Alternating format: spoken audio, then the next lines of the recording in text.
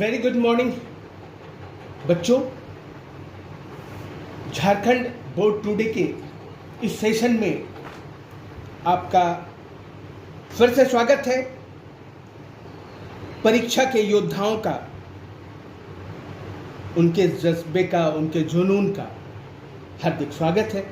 और numeric Galaxy video channel पूर्व की भांति आज भी आपके साथ प्रश्नों का पिटारा लेकर आया है और उसके सरल से सरल हल आपके सामने लेकर आया है। देखिए, सबसे पहला सवाल है, निम्न में सवाल पढ़िए। निम्न में 120 का अभाज्य गुणनखंड का गुणनफल कौन है? अब बताइए 120 का अभाज्य गुणनखंड का गुणनफल कैसे निकालेंगे? देखिए 120 का आपको बच्चों करना पड़ेगा 2, 60, 2, 30, 2, 15 और 3, 5। तो ये देखिए आपका हो गया 2 × 2 × 2 × 3 × 5। तो ये हो गया 2 पावर टू दी 3, 3 और 5। ये पहला ऑप्शन आपका आंसर होगा। कोई दिक्कत? चलिए नेक्स्ट क्वेश्चन आप बताइए। ये पढ़िए सवाल इसको। किसी बहुपद px के लिए y बराबर px का ग्राफ आकृति में दिया है। ग्राफ से बहुपद px के शून्यकों की संख्या क्या होगी? अब बताइए इसके शून्यकों की संख्या क्या होगी? बताइए 2 होगी। कैसे 2 होगी बता सकते हैं? 2 बार काट रहा हूं। किसको काट रहा है ये भी बताना। एक्स अक्ष को 2 जगह पे काट रहा है बच्चों, इसलिए इसके शून्यकों की संख्या 2 होगी। ये देखिए इसका आंसर ये होगा। ठीक है, निम्न में से द्विघात समीकरण कौन है? द्विघात समीकरण कौन है? देखिए ये सबसे बड़ा परेशान करने वाला सवाल होता है।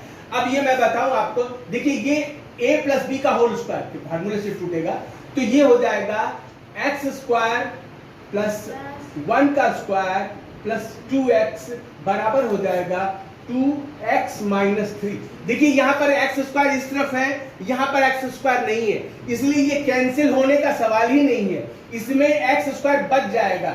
इसलिए बच्चों यही आपका द्विघात समीकरण रहेगा। यही आपका द्विघात समीकरण होगा। ए वाला आपका द्विघात समीकरण होगा। 18/cos 72 का मान क्या है? हाँ, बताइए sin 18/72 का मान क्या है? बताइए 1 क्यों होगा? देखिए इसके लिए मैं आपको गाइडलाइन आपको याद है बच्चों, अच्छी बात है। देखिए इसमें 18 डिग्री है और 72 डिग्री है। आप देखिए 18 डिग्री और 72 डिग्री आप जोड़ेंगे तो आ जाएगा 90। अगर ऐसा होता है तो ये अनुपात में है। जब अनुपात में प्रश्न हो तो ये अनुपात में प्रश्न हो तो इसका आंसर 1 होता है।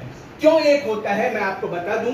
क्योंकि जब आप इसमें लिखेंगे sin 18/cos 72 को आप लिख सकते हो sin 18 बटे इसको देखो 72 को लिख सकते हो आप बच्चों 90 - 18 आप लिख सकते हो।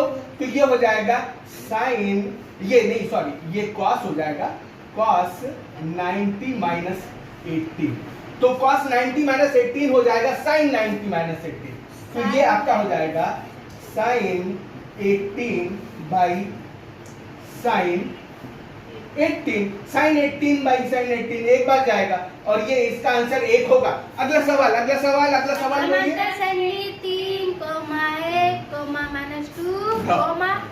चलिए सारवंतर कैसे निकालते हैं बताइए? सारवंतर कैसे निकालेंगे बताइए? दूसरा पद माइनस पहला पद। सारवंतर बराबर होता है, आपने कहा दूसरा पद माइनस पहला पद माइनस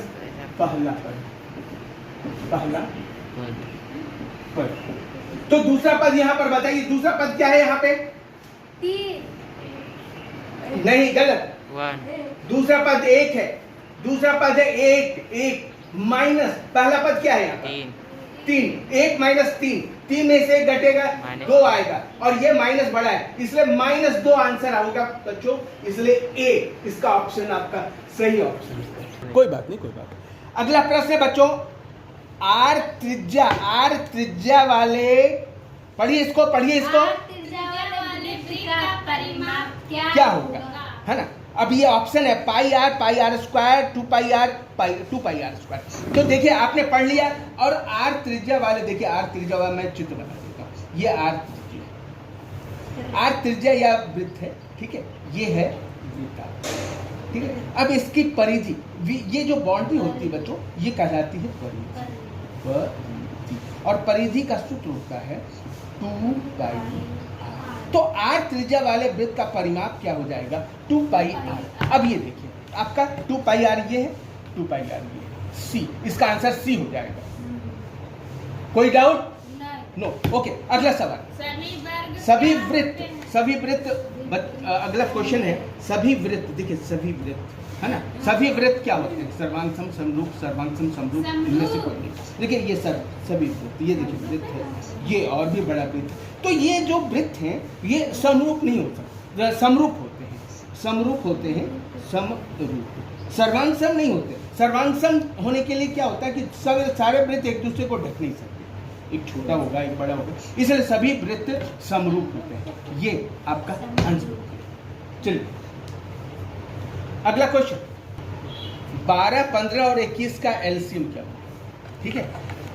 तो ये 12, 15 और 21 का एलसीएम, ये आपको कर दीजिए, ये 3 से कटेगा। 3 चौके 12, 3 बचे 15, 3 सत्ते 21। ये देखिए सारे ये जो है इनको एचसीएफ 1 होंगे, इसलिए ये क्या करिए आप 5 चौके 20 या 60, 60 इंटू 60, 42, 420 होगा। 420 होगा आंसर इसके बच्चों, 420। समझे? आपने देखा 4, 5, 7 को आगे नहीं करना है, क्योंकि इसके एचसीएफ 1 होंगे, कोई एक दूसरे से कटने वाली संख्या नहीं, इसलिए 5 चौके 20 या 60 इंटू 7, 120 होगा। अगला सवाल, द्विघात बहुपद क्या होगा, जिसके अगला सवाल पढ़िए। द्विघात बहुपद क्या होगा, हाँ। जिसका शून्यकों का योग तथा गुणनफल क्रम 1 और 1 है। हाँ, देखिए द्विघात बहुपद पूछ रहा है। क्या पूछ रहा है आपको पूछ रहा है द्विघात बहुपद पूछ रहा है। क्या दिया, क्या है, दिया है पहला शून्यकों का क्या दिया है, शून्यकों का योग दिया है। कितना दिया है, 1। दूसरा दिया है शून्यकों का कितना दिया है, 1। तो अब इससे द्विघात बहुपद कैसे निकले, द्विघात बहुपद का फार्मूला है बच्चों, है ना, x² माइनस शून्यकों बताइए का योग ब्रैकेट में x प्लस शून्यकों का गुणनफल। वेरी गुड, शून्यकों का गुणनफल। तो शून्यकों का योग x² लिखिए, माइनस शून्यकों का योग है 1 इंटू एक्स और प्लस शून्यकों का गुणनफल 1, तो ये हो जाएगा x² माइनस एक्स प्लस 1। देखिए ये आपका आंसर आएगा, देखिए पहला ए वाला। देखिए इसका आंसर ये होगा, ये ए वाला। ठीक है मित्रों, 10वां सवाल, t² माइनस 15 का निम्न में शून्य क्या है। सवाल है आपका t² माइनस 15 का शून्य। तो इसके पहले क्या करेंगे बच्चों, t² माइनस 15 का शून्य निकालना है, तो क्या करेंगे, t² माइनस 15 बराबर कर देंगे 0। अब ये देखिए t² तो है ही, ये माइनस 15 है, इसको √15 का होल स्क्वायर कर सकते हो। ध्यान रखिएगा, ये ध्यान रखने वाली बात है, ध्यान रखिएगा। यहाँ पर आपको मैं ग्रीन से इसलिए दिखा रहा हूं कि ये ध्यान रखिएगा, ये कमजोर नस है, बराबर 0 कर देंगे। अब ये देखिए ये हो गया a² माइनस b² बराबर 0। तो अब ये हो जाएगा a plus B into a minus B. अब क्या हो जाएगा, a plus B into a minus B. तो एक बार क्या करेंगे, एक बार जोड़ देंगे, तो ये हो जाएगा a t plus √15 into t minus √15 बराबर 0। ये हो गया। अब इसका मतलब ये हुआ कि t प्लस √15 बराबर 0। इसका मतलब ये हुआ कि t बराबर हो गया माइनस √15, पहला शून्य। दूसरा क्या हुआ, t जो है t माइनस √15 बराबर 0। इसका मतलब ये हुआ t बराबर प्लस √15। तो इसके जो ऑप्शन, इसके जो उत्तर होंगे तो प्लस √15 और माइनस √15, इसका बी आंसर होगा।